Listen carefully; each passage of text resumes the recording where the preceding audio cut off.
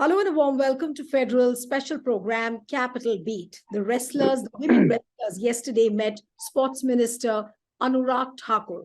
And it was decided that probably the Sports Minister will look into the demands of the wrestlers. And they have decided that the protest will be on hold till 15th of June. And a charge sheet will also be filed by 15th June against Brij Bhushan Sharan. But if you remember, the women wrestlers got immense support from the farmer leaders and the Khap Panchayat leaders.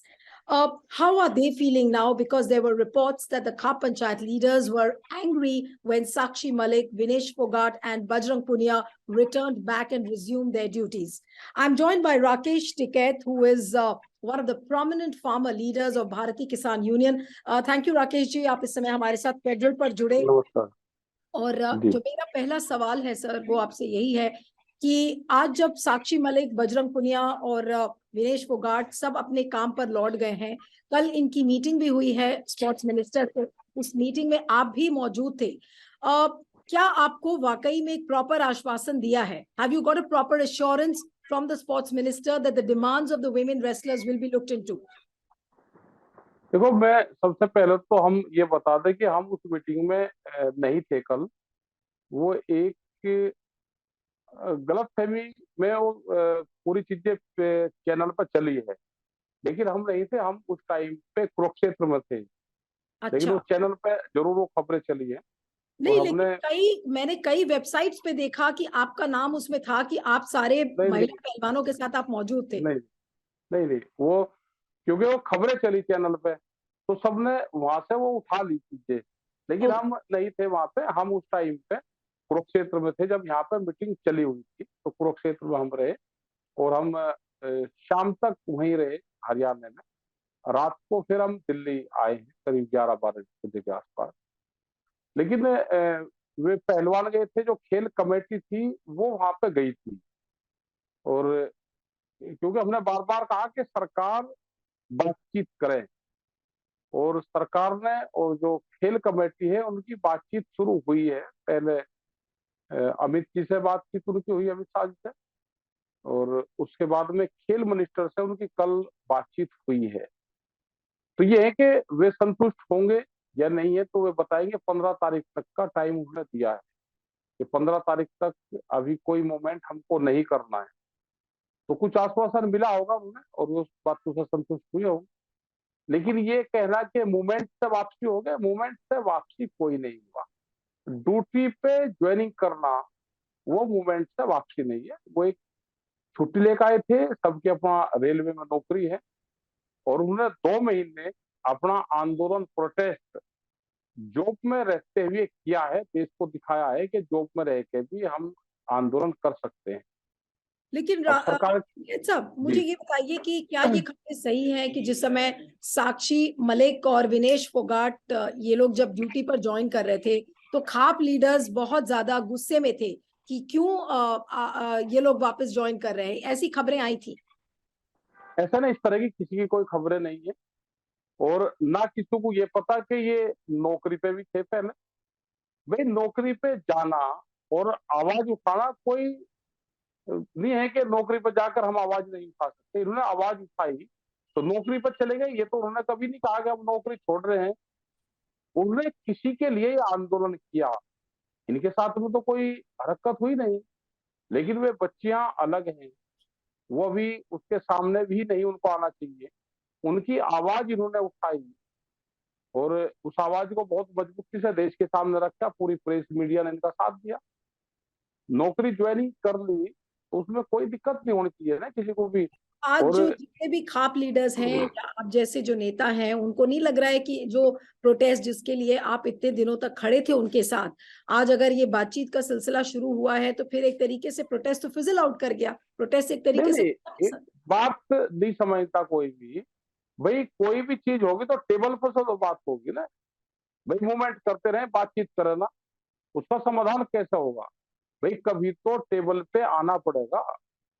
तो table पर आके इनकी बातचीत होगी। जो दो लोगों का आपस का विवाद है, हमको ज्यादा जानकारी किसी को नहीं है। हमको खाप पंचायत के लोगों को, समाज के लोगों को, गांव देहात में जो बताया वो सुना। वो एक बातचीत का दौर शुरू हुआ। जो लोग प्रोटेस्ट कर रहे हैं, जो उसकी अगुवाई कर रहे हैं, उन्होंने कहा कि हमारी बातचीत शुरू हो गई है और हम उससे संतुष्ट हैं। अगर कोई दिक्कत होगी तो हम आपको बताएंगे। इतने कोई बड़ी कॉल नहीं देना। तो हम्म, यही तो हुआ है इसमें। और उन्होंने अभी 15 तारीख तक के लिए कहा है कि हम्म। 15 तारीख तक कोई कॉल हमको नहीं देनी। 15 तारीख तक कुछ आश्वासन उनको मिला होगा। तो जब भी उन्होंने ये बातें कही। लेकिन जो जो मूल डिमांड है, the main demand that Brijbhushan शरण शुड बी अरेस्टेड, यानी जो मुख्यतः जो डिमांड थी सारे पहलवानों की कि ब्रिजभूषण शरण को अरेस्ट किया जाए, उस डिमांड का क्या होगा? ठीक है, एक बात तो बताओ अनुराग भाई। ठाकुर ने ये कहा कि चार्जशीट फाइल हो जाएगी 15 जून तक, लेकिन उनकी गिरफ्तारी का क्या होगा? भाई गिरफ्तारी का हमारे पे या समाज पे क्या इलाज है?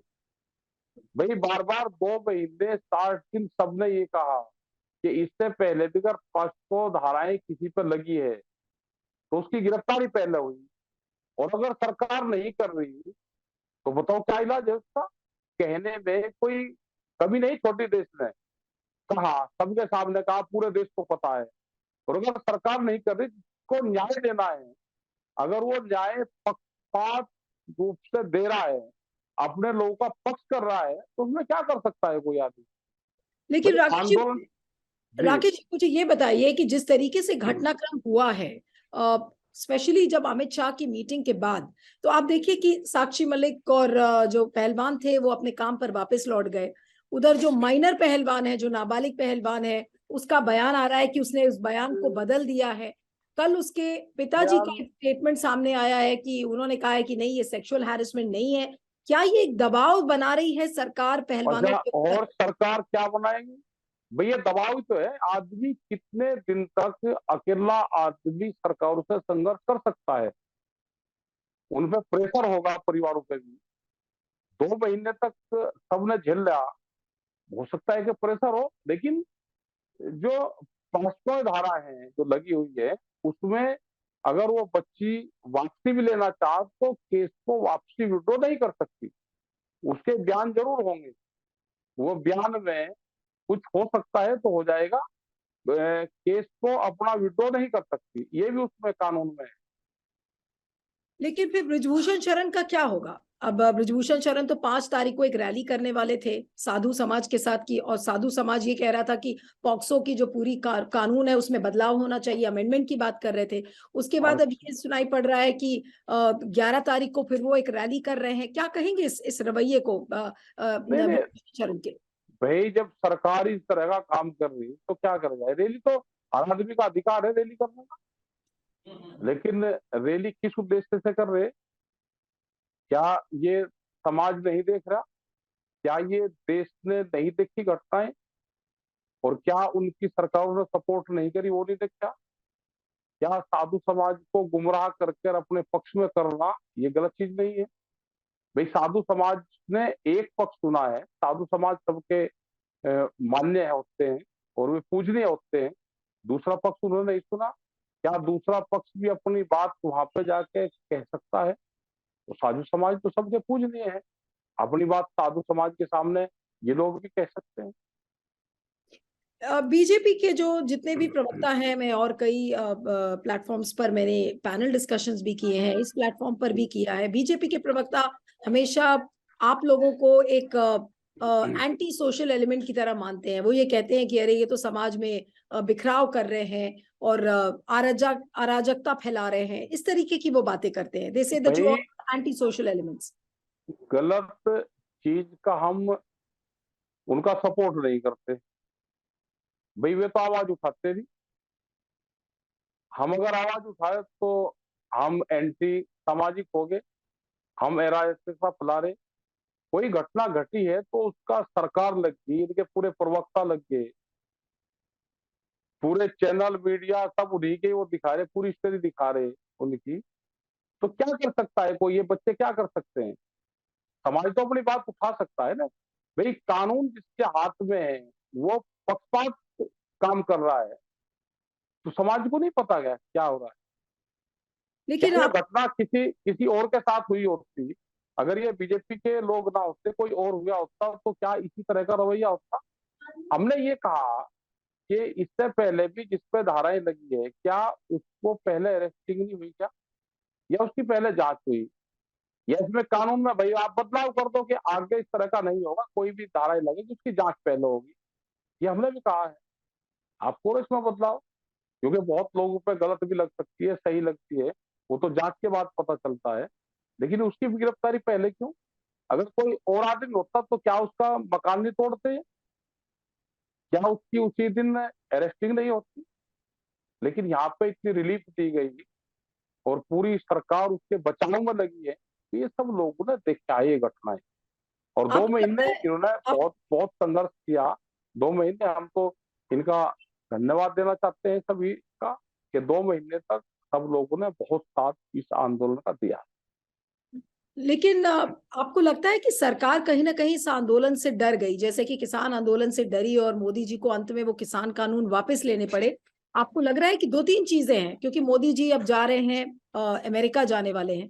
अमेरिका जाने के पहले बहुत ज्यादा प्रेस में नेगेटिव कवरेज थी, तो क्या, और फिर चुनाव सिर पर है 2024 के, तो सबको लग रहा है कि जो जाटों का वोट बैंक है वो अफेक्ट हो सकता है, चाहे वो राजस्थान हो, चाहे छत्तीसगढ़ हो, चाहे हरियाणा हो।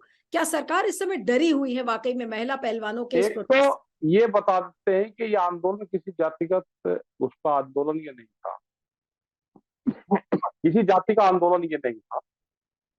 इनका ये बना जाता है, जब किसान आंदोलन हुआ उसको भी जाति का आंदोलन बनाया, ये आंदोलन हो रहा है ये भी जाति का आंदोलन बनाया। और अगर किसी के साथ में हुआ है तो वो देश की बेटियां हैं, वो तिरंगे की बेटियां हैं। वो जब मेडल लेकर आई तो वो किसी जाति की बेटी नहीं थी। ये तो एक निगेटिव वो फैला जाता है समाज में कि ये आवाज उठा रहे। और क्या अगर वे किसी एक समाज की बेटी है तो उस समाज की बेटियों के साथ में ये कर सकते हैं? अगर वे चलो एक ही जाति की बेटी है किसी, अगर उन्हें ही आवाज उठाई तो क्या उन्हें अपनी आवाज उठाने का कोई हक नहीं है देश में? ये निगेटिव फैला जाता है पूरा। और ये सब जो बड़े लोग हैं ये फैलाते हैं, पूरी सरकार फैलाती है, यही काम करती है सरकार। लेकिन टिकैत साहब, एक चीज और भी है, जब इस तरीके का आंदोलन होता है अक्सर सरकार की तरफ से भी दबाव आता है, फैमिली की तरफ से दबाव आता है, तो कहीं ना कहीं मेल मिलाव की बात हो जाती है। आपको लगता है कि सरकार महिला पहलवानों से कुछ एक सेटिंग करने की कोशिश कर रही है? कई लोग ये भी कहते हैं, लखनऊ वगैरह में मैंने लोगों को ये बोलते हुए सुना कि सरकार ने उनको प्रलोभन देने की कोशिश की है कि उनको प्रमोशंस मतलब दिए जाएंगे। ये सब वे स्पेकुलेशंस है, लेकिन एक इस बात तरीके तो की बताओ खबरें। ना, ये देश कहाँ गया, उनकी जिम्मेदारी नहीं बनती। अब उनपे वे 2 महीने बाद में अगर वो भारत सरकार से बातचीत कर रहे हैं तो प्रमोशन, उसकी प्रमोशन की, प्रलोभन की, ये सारी बातें आती हैं। ये देश की जिम्मेदारी नहीं है। आम जनता की जो लोग कह रहे हैं उनको ये कहा जाए कि आप क्या डीसी के वहां पे गए, अगर आपके बच्चों के साथ में ये हो तो आप क्या करोगे?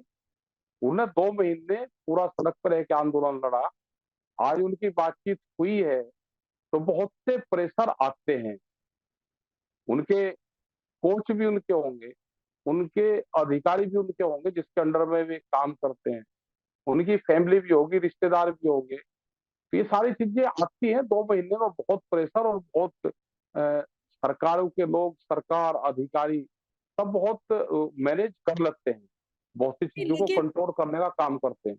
ये आंदोलन कंटिन्यू करेगा या उसको होल्ड पर रखा जाएगा, उसका पैमाना अब क्या होगा? अगर ब्रिजभूषण शरण की गिरफ्तारी होती है तभी ये प्रोटेस्ट खत्म होगा, या कुछ बीच का रास्ता भी ढूंढने की कोशिश कर रहे हैं सब? अभी बीच का हमें बीच की अभी जानकारी के बीच का क्या रास्ता हो सकता है? हम्म। अपनी जो बात है वो तो कहते रहेंगे। अभी ये चार्जशीट की उन्होंने बात करी कि हम चार्जशीट दाखिल इसमें करेंगे। हम्म। अभी 15 तारीख तक उन्होंने कहा कि चार्जशीट दाखिल करेंगे। चार्जशीट दाखिल करेगा तो फास्ट ट्रैक में ये केस चलेगा। अब उसमें गवाही क्या उसमें कहेंगे वो उस पर फिर डिपेंड करेगा। हम्म। फिर गिरफ्तारी होगी नहीं होगी, कब होगी, क्योंकि वो फिर कोर्ट के अधीन आ जाएगा कि ये केस पूरा कोर्ट में चला जाएगा। यानी कि एक तरीके से जो सड़क पर जो एक विरोध प्रदर्शन चल रहा था वो अब खत्म हो गया है, अब ये लड़ाई कोर्ट में चलेगी, इसलिए अब सबने थोड़ा सा चीजों को होल्ड पर डाल दिया है। रोड पे ही है किस्म से। जब उनका कल भी बयान आया, क्योंकि इस मीटिंग में ये भी उनकी कंडीशन होगी कि किसी बाहरी आदमी को इस मीटिंग में नहीं लेकर आना। हम्म। जिस तरह से सरकार और जो पहलवान है, जो मूवमेंट की फर्स्ट लाइन के लोग हैं, वही जो खेल कमेटी है वही बातचीत कर रहे हैं। और इसकी हमने कोई दूसरी कमेटी बनाई भी नहीं। हमने यही कहा था कि जो भी खेल कमेटी है, जो भी इसका निर्णय लेगी, हम सब उसके साथ में। आपको ऐसा क्यों लग रहा है, और सब लोग ये बात कर रहे हैं कि बीजेपी ब्रिजभूषण शरण को बचाने में लगी हुई है, किसी न किसी तरीके से उन पर पॉक्सो की धारा नहीं लगनी चाहिए, बीजेपी इस चीज में लगी हुई है क्योंकि अच्छा, वो जो तो यूटिलिटी है ब्रिजभूषण की वो चुनाव के लिए बहुत ज्यादा है बीजेपी के लिए। नहीं नहीं, तो वो तो लगेगी, वो तो कोई भी हो, उनका बीजेपी का कार्यकर्ता कोई भी होगा तो उसको बचाएगी। हर आदमी की वो बनती है कि कोई किसी पार्टी का कोई लीडर हो, कोई हो, उसका कार्यकर्ता हो, कि उस पर कोई एलिगेशन ना लगे, तो सब आदमी अपने को बचाने की कोशिश करते हैं। और जहां तक भी बचाएगा तो बचाव का काम करेंगे। तो सरकार भी लगी हुई है, बीजेपी के लोग भी लगे हुए हैं। आपको टिकैत साहब हैरानी होती है कि प्रधानमंत्री नरेंद्र मोदी ने एक बार भी महिला पहलवानों से कुछ बातचीत नहीं की, कोई एक सेंटेंस अपने किसी संबोधन में नहीं बोला, और जबकि वो विनेश फोगाट से मिले, बोला कि हम आप हमारे परिवार के हो। आपको हैरान नहीं करती ये चीज थोड़ी? नहीं नहीं, सबको करते हैं तो पूरे देश को करती है। भाई मुझे एक आदमी कोई बताओ, देश के पत्रकार हैं, सभ्य आदमी हैं, किसान है, व्यापारी हैं, क्या कभी किसी की प्रधानमंत्री से मीटिंग हुई? क्या किसी ने उनसे कोई देश में पिछले 9 साल में, 10 साल में कोई क्वेश्चन किया हो तो बता। क्या उनके जो लोग हैं, उनके कभी कोई विचार आए हो? या उनके जो बड़े लीडर हैं बीजेपी के, जो बड़े लीडर हैं, क्या उनके कोई बयान आए?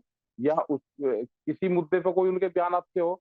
जब पूरा बंधनों में देश है, उनकी पार्टी भी बंधनों में है, कोई बयान देने का अधिकारी वहां पर नहीं है, तो फिर इनकी तो क्या बात है कि विदेश या पहलवान या कोई बातचीत अपनी कर सकते हैं, जब देश के पत्रकारों के कोई प्रेस कॉन्फ्रेंस आज तक नहीं हुई, देश ने कोई सवाल उनसे कभी किया ही नहीं, ना उन्होंने कभी उसका जवाब दिया।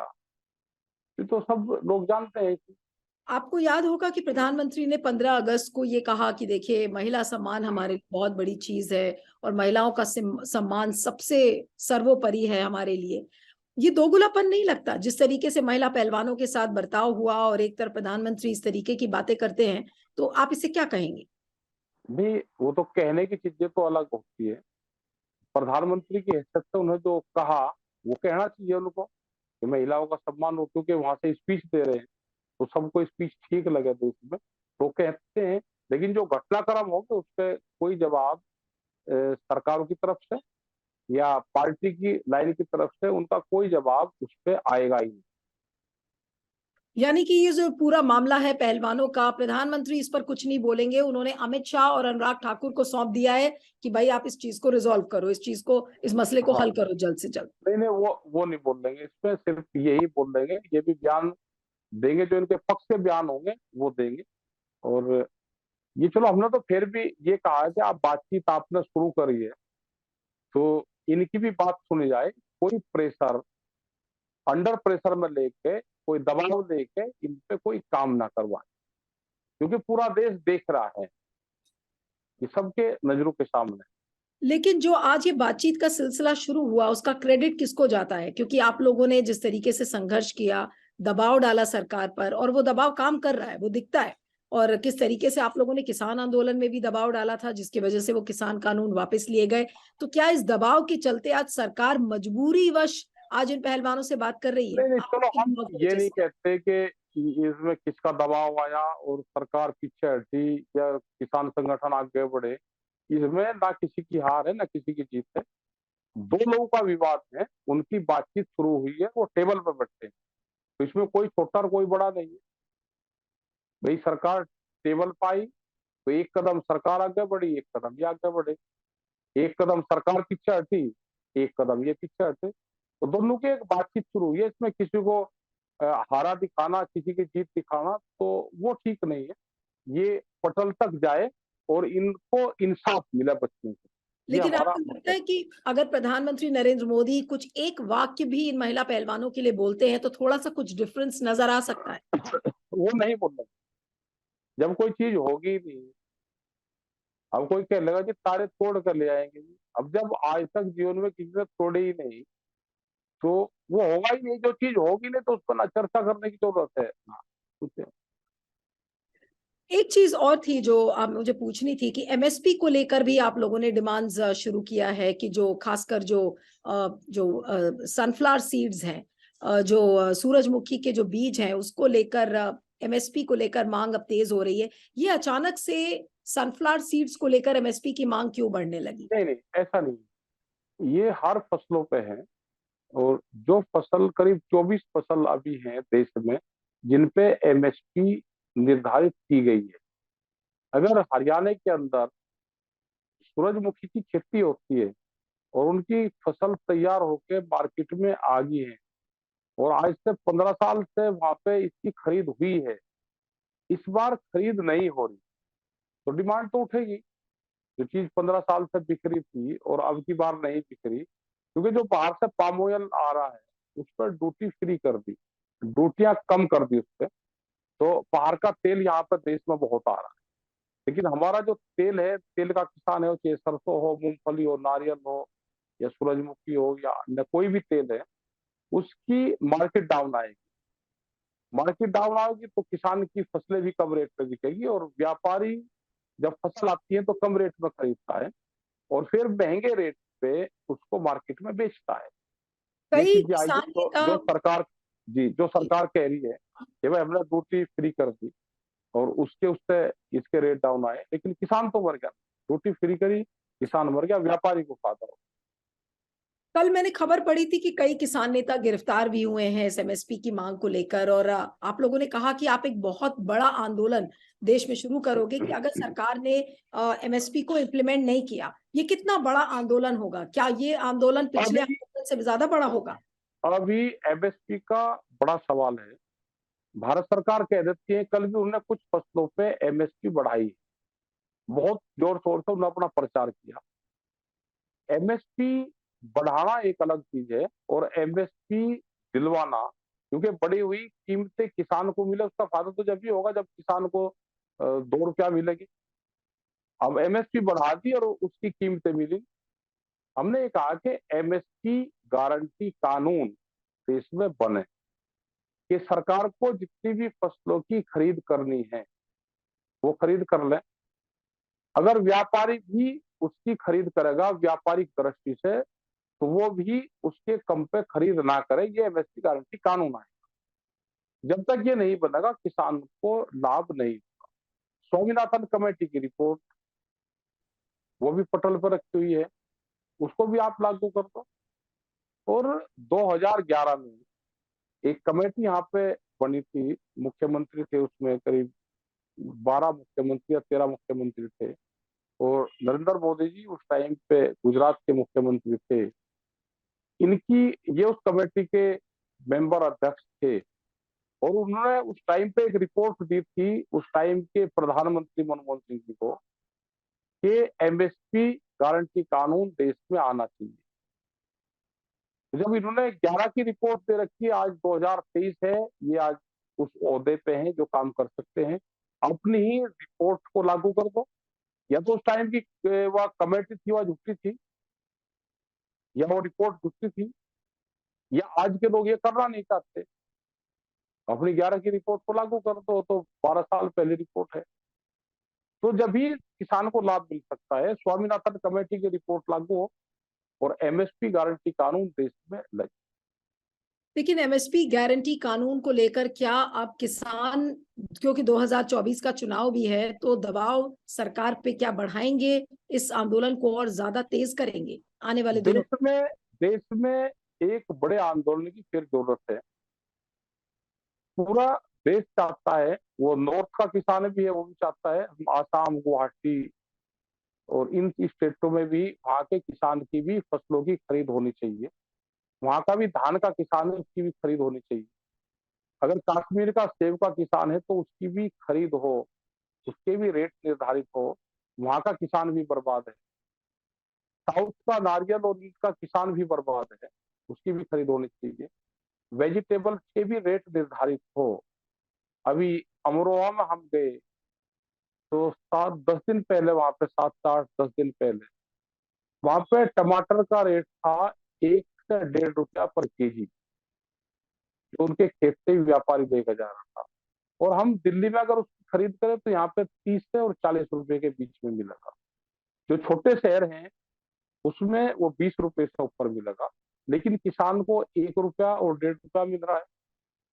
तो ये, तो इसको कंट्रोल कौन करेगा?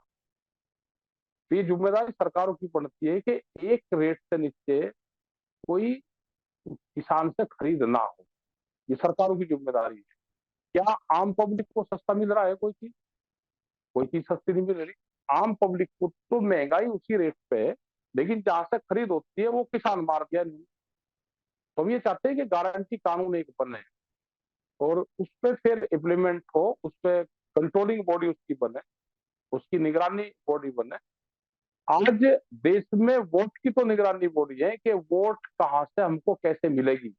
आज पूरे देश में सब पार्टियां उस पर काम करती है, लेकिन किसान को, मजदूर को कैसे उसको 2 रुपया मिलेंगे, उस पर कोई भी बॉडी, कोई भी कमेटी काम नहीं करती।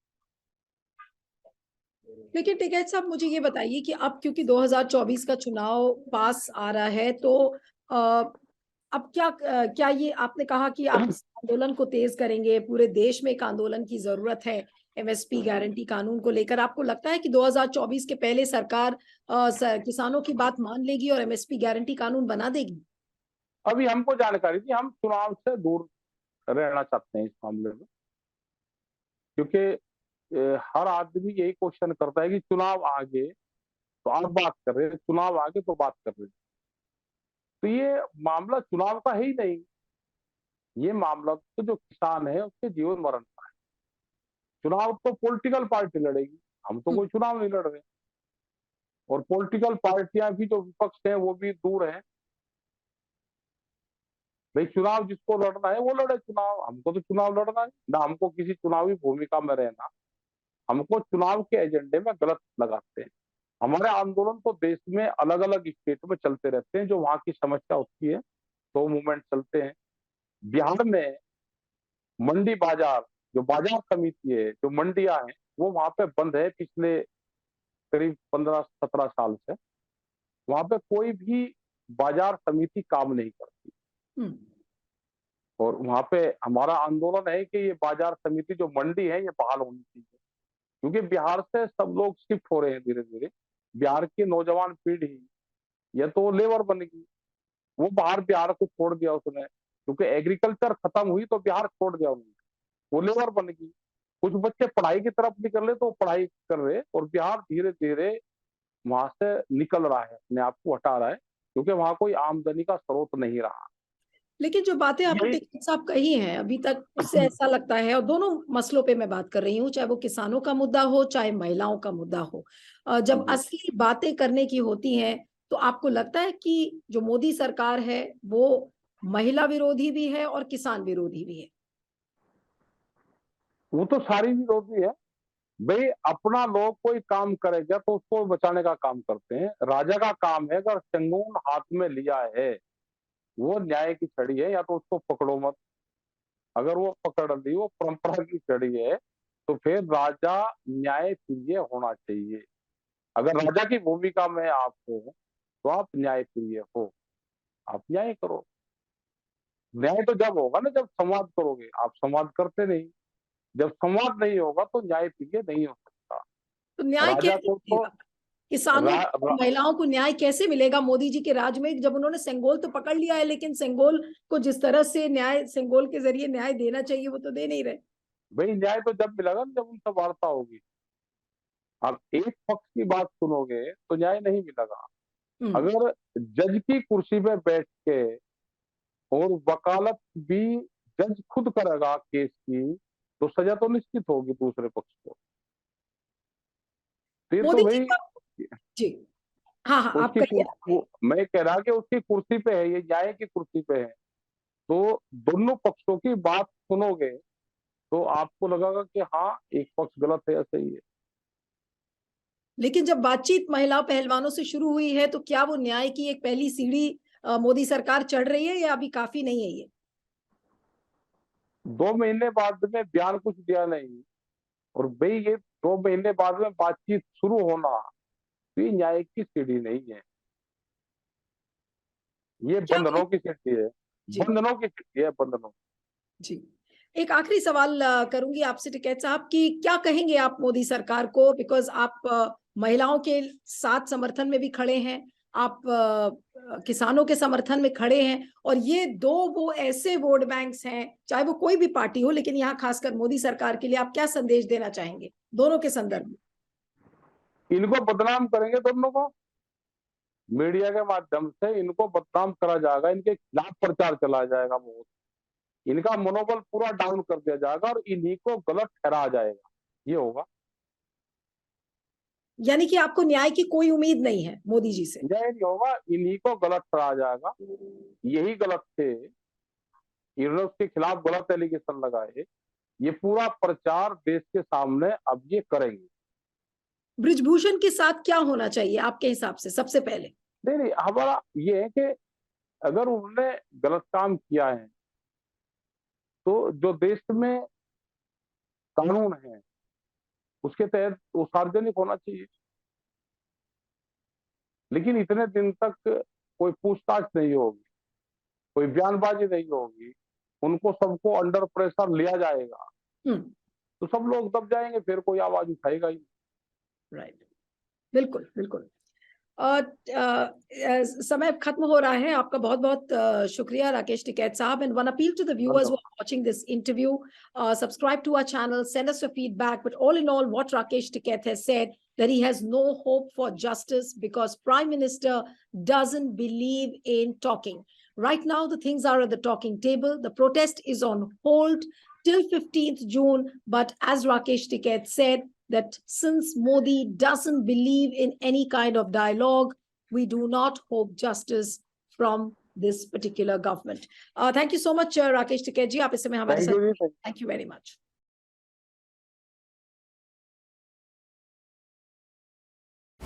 Subscribe to the Federal's YouTube page for more news and updates.